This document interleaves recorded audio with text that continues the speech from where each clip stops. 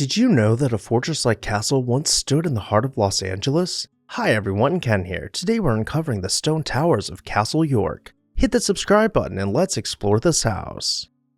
The story of Castle York begins with J.J. Haggarty, a visionary force behind one of Los Angeles' most iconic department store chains.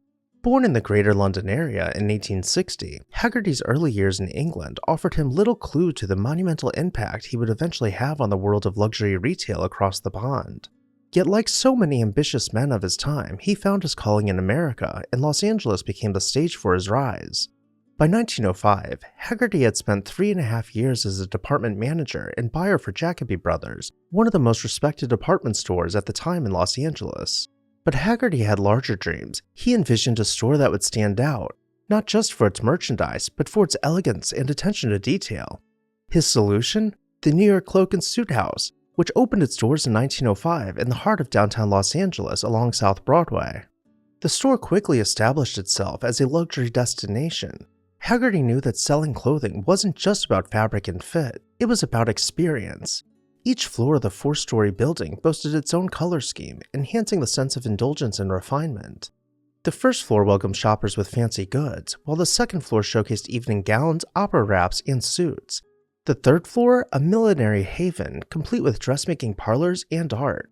And for those needing a break from shopping, the fourth floor housed a cafe and restaurant, proving that even in the early 1900s, Haggarty understood the appeal of a full-service retail experience.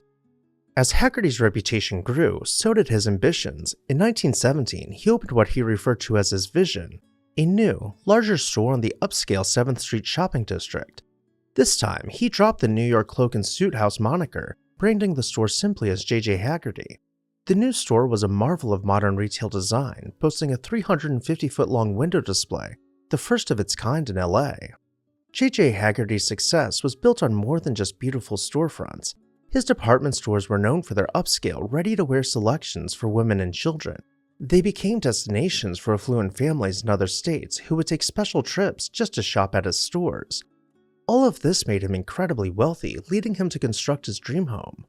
Completed in the early 20th century, the mansion, located at 3330 West Adams Boulevard, was a Norman Gothic masterpiece.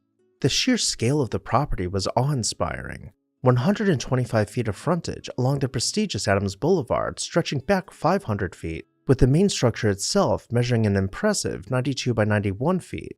Every corner of the mansion spoke to Haggarty's vision of elegance, with 2 majestic towers that crowned the property. These towers framed the mansion, creating a silhouette that could be seen for miles, making it a true landmark in Los Angeles. The interior of Castle York was just as spectacular. The living room, vast and opulent, welcomed guests into a world of luxury, while an organ loft hinted at the sophistication of the home's entertainment. The dining room, designed for lavish gatherings, led to a billiard room where the city's elite could relax and converse. 16 bedrooms provided ample space for family, guests, and of course, Haggarty's servants who occupied their own quarters within the mansion. Unfortunately, Haggarty's journey ended in 1935 with his passing, but his stores lived on under new ownership. Clyde H. De Akers, a former president of Sherman Clay & Company in San Francisco, took over the chain and expanded its reach. A new 4-story location opened on Wilshire Boulevard near Rodeo Drive in 1938, proving that Haggarty's name still carried weight in the world of high-end retail.